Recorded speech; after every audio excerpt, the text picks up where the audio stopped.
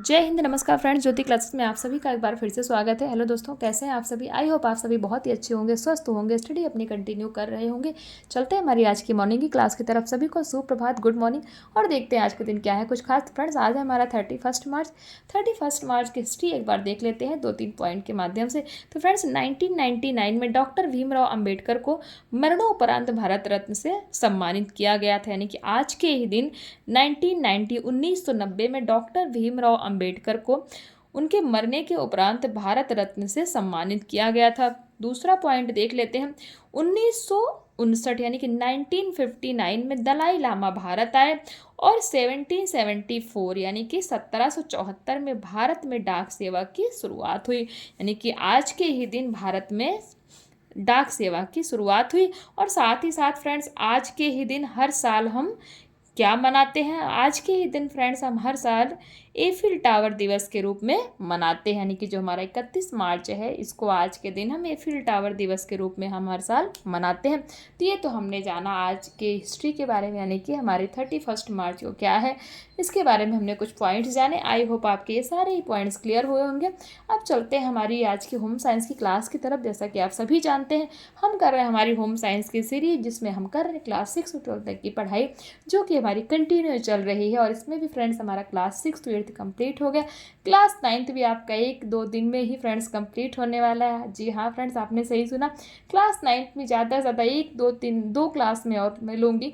आपका क्लास 9 भी आप समझिए कंप्लीट हो गया है। तो अगर अभी तक आपने हमारी इन सारी वीडियोस को नहीं देखा है तो प्ले लिस्ट में जाके वहाँ से आप इन सारी वीडियोस को वॉच आउट करके अपने कॉन्सेप्ट क्लियर कर सकते हैं, क्योंकि हर एक टॉपिक को बहुत ही डिटेल में कवर कराया गया है। और इतने डिटेल में करने का फ्रेंड्स हमारा एक ही उद्देश्य है कि एक बार आप इस होम साइंस की सीरीज को देखिए, ताकि होम साइंस से रिलेटेड कोई भी डाउट आपके माइंड में ना रह जाए। क्योंकि हम पढ़ी इतने डिटेल में इसलिए रहे हैं, हम एक भी पॉइंट नहीं छोड़ रहे हैं, कुछ भी नहीं छोड़ रहे। क्या इंपॉर्टेंट है, क्या इंपॉर्टेंट है, हम ऐसा कुछ भी नहीं कर रहे। हम एवरीथिंग इज इम्पॉर्टेंट ऐसा माइंड में समझ के हम इस तरह से अपनी पढ़ाई कर रहे हैं। तो चाहे आप किसी भी क्लास के लर्नर्स हो, किसी भी कॉम्पिटिटिव एग्ज़ाम की, किसी भी स्टेट में कोई भी एग्ज़ाम निकलता है उसकी तैयारी कर रहे हो, या फिर होम साइंस से रिलेटेड किसी भी फील्ड में अपना करियर देख रहे हैं, तो सभी के लिए सीरीज़ काफ़ी हेल्पफुल होने वाली है।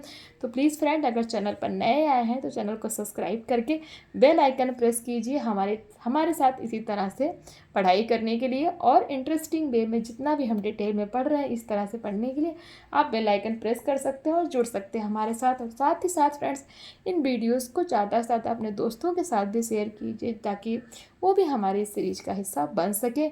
और फ्रेंड्स, अपनी राय भी हमें अवश्य दिया करिए, क्योंकि आपकी हर एक राय हमारे लिए बहुत ही इंपॉर्टेंट होती है। तो आप सभी से रिक्वेस्ट है, आप वीडियो तो वॉच आउट करते हैं बट रिस्पॉन्स नहीं करते हैं। फ्रेंड्स, इतनी कंजूसी नहीं करनी चाहिए। जो भी आपको समझ में आए लाइक कीजिए, वीडियो नहीं पसंद आ रही डिसलाइक कीजिए, कुछ भी कीजिए, बट रिस्पॉन्स दिया करिए, ताकि मुझे भी पता लगे कि आप हमारे साथ सीरियस होकर जुड़े हैं, आपको चीज़ें समझ में आ रही हैं कि नहीं आ रही हैं। तो ये तो हमने जाना आज की हिस्ट्री के बारे में और कुछ हमारी होम साइंस की क्लास के बारे में। अब चलते हैं कि आज हम क्या पढ़ने वाले हैं। आज के टॉपिक के ऊपर एक नज़र डालते हैं। तो आपको स्क्रीन पर दिख रहा होगा, आज हम करेंगे चैप्टर 21, रोगी का बिस्तर। आज की क्लास में हम करने वाले हैं। हमने रोगी से रिलेटेड 2-3 चैप्टर हमारे रोगी से ही रिलेटेड हैं, जैसे कि हमारा गृह परिचारिका के कार्य एवं महत्व। फिर हमने रोगी का कमरा देखा है एवं उसकी व्यवस्था देखी। और तीसरा हम क्या देख रहे हैं, रोगी का बिस्तर। अब हम देखेंगे, कमरा व्यवस्था तो देख ली, बट रोगी का बिस्तर कैसा होना चाहिए उसके बारे में आज हम देखेंगे। तो चलते हैं, स्टार्ट करते हैं हमारी आज की क्लास। देखते हैं, जब कोई व्यक्ति बीमार या दुर्घटनाग्रस्त होता है तो उसे पर्याप्त विश्राम एवं नींद की आवश्यकता होती है। इस अवस्था में उसे प्रायः बिस्तर पर लेटा रहना पड़ता है। अतः रोगी का बिस्तर अत्यंत महत्वपूर्ण होता है। शीघ्र स्वास्थ्य लाभ के लिए रोगी का बिस्तर उसके अनुकूल होना चाहिए। रोगी की स्थिति के अनुसार उसके लिए अलग अलग प्रकार के बिस्तर लगाए जाते हैं। रोगी के बिस्तर से संबंधित सभी जानकारी, जैसे बिस्तर का स्थान, बिस्तर की साफ सफाई इत्यादि परिचारिका को अवश्य होनी चाहिए। अब देख लेते हैं रोगी का बिस्तर जो है उसका स्थान कैसा होना चाहिए। ये देखिए, ये मैंने आपको नहीं बताया, इस पूरे जो ये पूरा चैप्टर है ना, इसमें हम ये पॉइंट कवर करने वाले हैं। क्या? रोगी के बिस्तर का स्थान, रोगी के बिस्तर के लिए उपयोगी सामान, रोगी का बिस्तर लगाना, रोगी के बिस्तर के प्रकार, रोगी के बिस्तर की विशेषताएं, रोगी के बिस्तर की चादर बदलना और सही या घाव क्या होता है, इसके बारे में हम इस पूरे चैप्टर में पढ़ेंगे। तो हमने देखा रोगी का बिस्तर का स्थान देखते हैं। परिचारिका को यह जानकारी अवश्य होनी चाहिए कि रोगी का बिस्तर कहाँ और कैसा लगाया जाए। रोगी के बिस्तर के उचित स्थान के चयन के समय निम्नलिखित बातों का ध्यान रखना चाहिए। कौन कौन सी बातें देख लेते हैं, 2-3 पॉइंट्स हैं। नंबर 1 कहता है बिस्तर ऐसे स्थान पर हो जिससे सूर्य का प्रकाश एवं हवा सीधे रोगी तक ना पहुंचे, अन्यथा रोगी को पीड़ा हो सकती है। इसे ध्यान में रखकर पलंग की स्थिति का निर्धारण करना चाहिए। पॉइंट 2 कहता है परिचारिका किसी भी ओर से रोगी तक पहुंच सके, इसे ध्यान में रखकर रोगी का पलंग दीवारों से उचित दूरी पर होना चाहिए। ऐसा करने से दीवार की सीलन, गंदगी तथा कीड़े इत्यादि बिस्तर से दूर रहेंगे।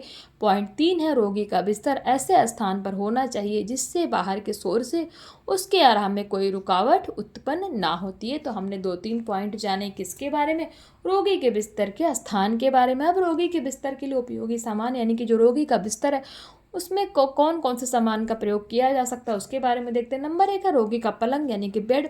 स्प्रिंगदार एवं कसा हुआ होना चाहिए जो सबसे उपयुक्त माना जाता है। इसके अतिरिक्त निवाड़ इत्यादि के पलंग से काम चला सकते हैं, यानी कि अगर स्प्रिंग वाली पलंग ना हो तो इन सब पलंगों से भी काम आप चला सकते हैं। रोगी के रोग के अनुसार तख्त का भी प्रयोग किया जा सकता है, जो तख्ता होता है ना उसका भी प्रयोग किया जा सकता है।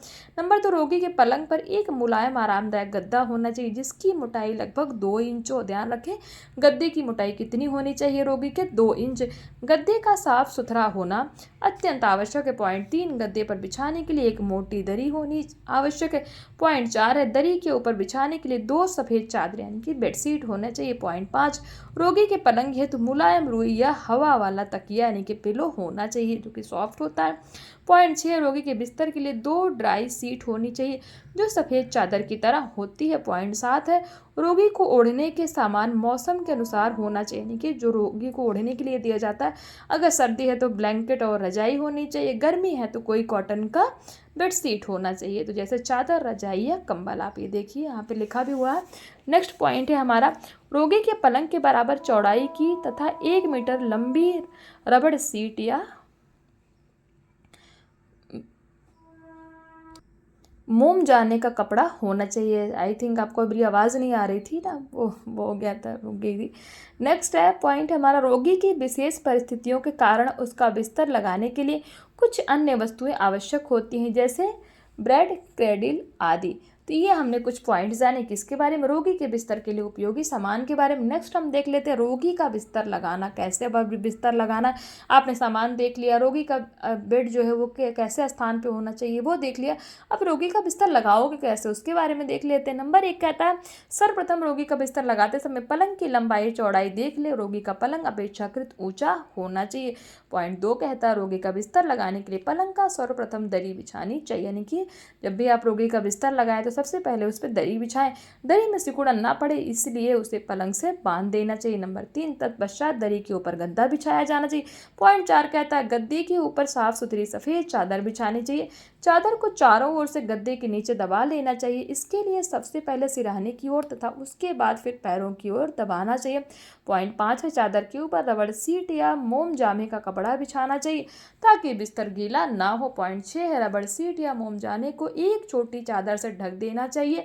इस छोटी चादर को ड्रॉ सीट कहा जा सकता है। क्या कहा जाता है, ड्रॉ सीट।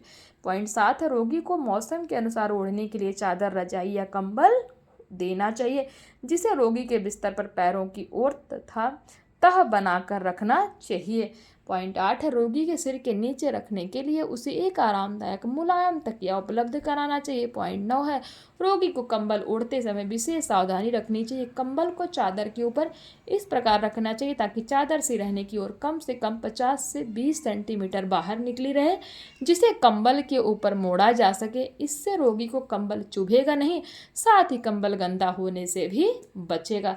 तो ये तो हमने कुछ पॉइंट्स जाने किसके बारे में, रोगी का बिस्तर आप कैसे लगा सकते हो उसके बारे में। अब बिस्तर के प्रकार देख लेते हैं। रोगी का बिस्तर के कितने प्रकार होते हैं, तो रोगी को बिस्तर के प्रकार देख लेते हैं। नंबर 1 साधारण बिस्तर। इस प्रकार के बिस्तर में सर्वप्रथम पलंग पर दरी बिछाई जाती है जिसके ऊपर गद्दा लगाया जाता है जो साफ एवं स्वच्छ होना चाहिए। यह भी ध्यान रहना चाहिए कि उसमें खटमल इत्यादि ना हो। गद्दे के ऊपर सफ़ेद चादर बिछाई जाती है जिसमें सिलवटें नहीं होनी चाहिए। चादर की सिलवटें निकालकर चादर को चारों ओर से गद्दे के नीचे दबा देना चाहिए जिससे बाद में सिलवटें ना पड़े। मौसम के अनुसार पलंग पर ओढ़ने के लिए एक रजाई, कंबल या चादर आदि होने आवश्यक है।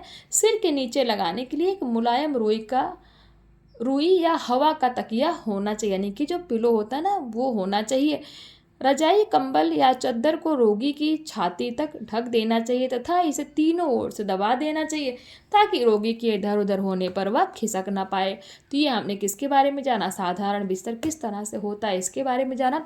नेक्स्ट है विशेष बिस्तर। कुछ रोगी ऐसे होते हैं जिनकी स्वास्थ्य स्थिति गंभीर होती है, वह बिल्कुल उठ बैठ भी नहीं सकते। ऐसे रोगियों के लिए विशेष बिस्तर की आवश्यकता होती है। विशेष बिस्तर के लिए साधारण बिस्तर पर कमर से घुटने की लंबाई एक मोम जामा या रबड़ सीट लगाई जानी चाहिए जिसकी चौड़ाई चादर के बराबर होनी आवश्यक है। मोम जामे के ऊपर एक ड्रॉ सीट होनी चाहिए जिसे सिलवटें निकालकर चौड़ाई में गद्दे के नीचे दबा देना चाहिए।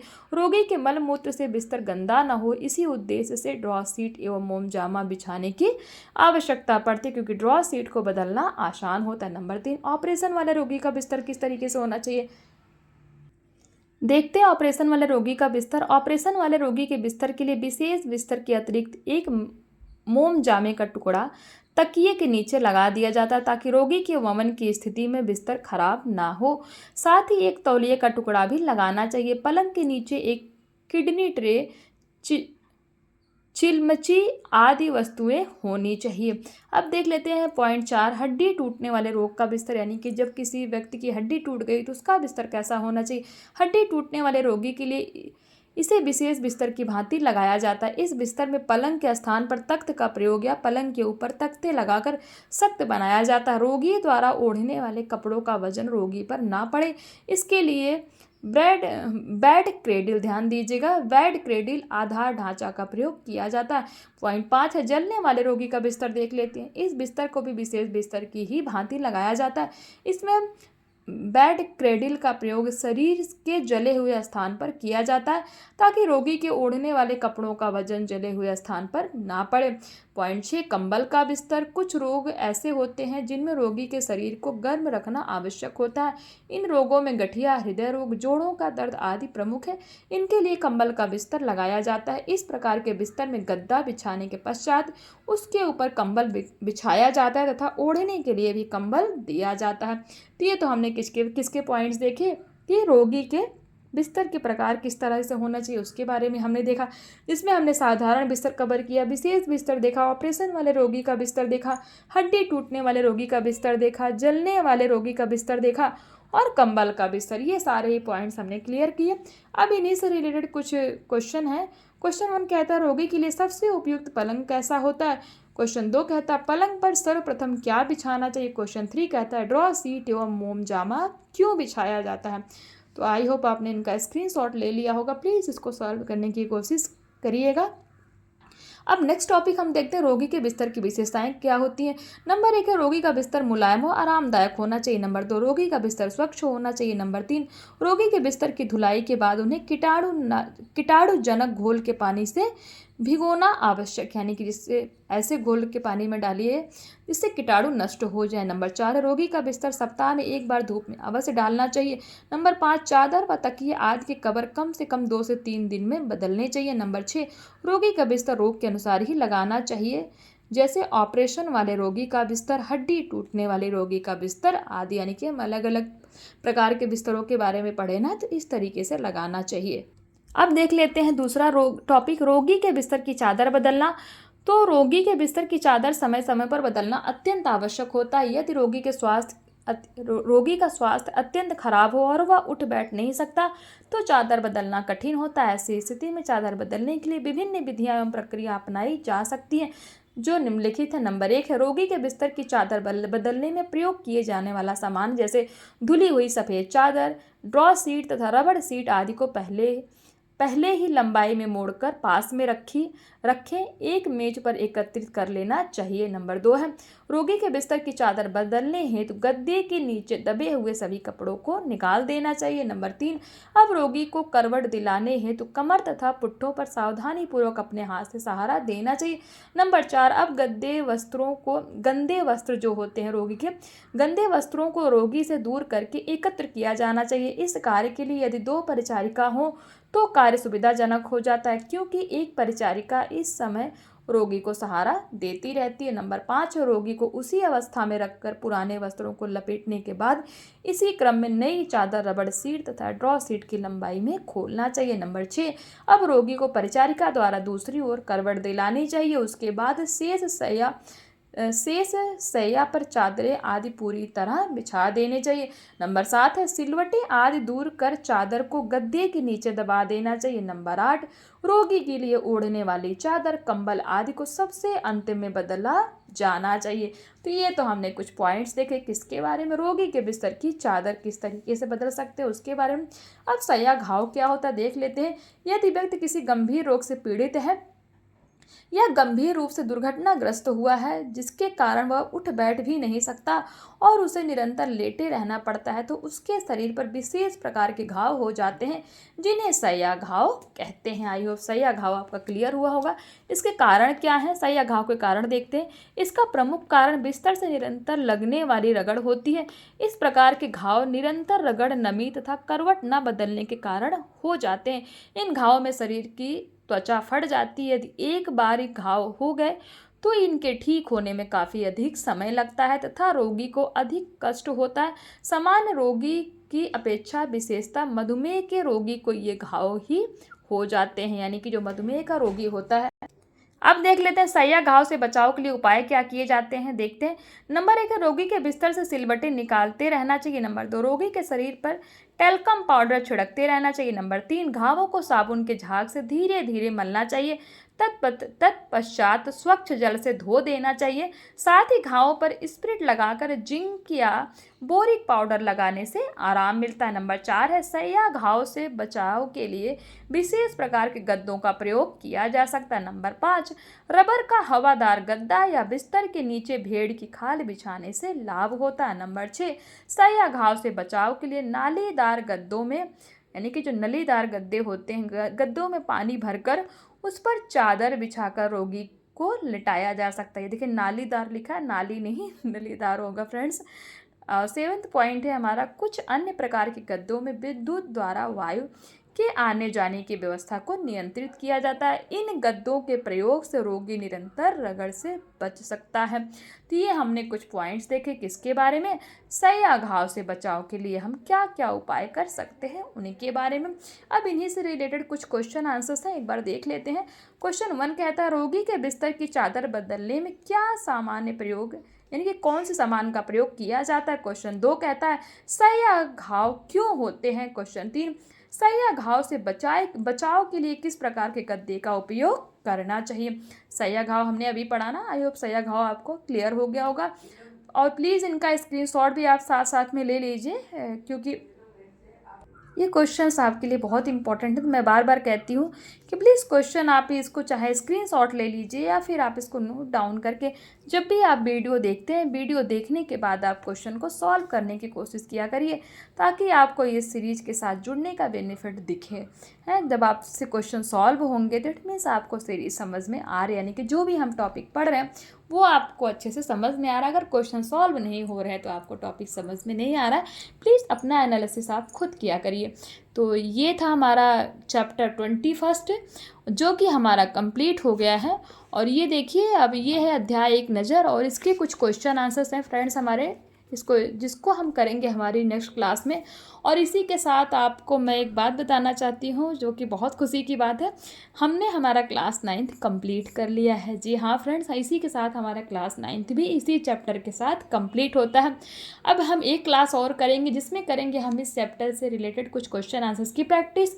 देन हमारी जो दूसरी क्लास होगी उसमें हम क्या करने वाले, हम स्टार्ट करेंगे फ्रेंड्स हमारा क्लास 10th। जी हाँ, आप देखिए हमने 6 से स्टार्ट किया था, हमारा 9th भी कंप्लीट हो गया।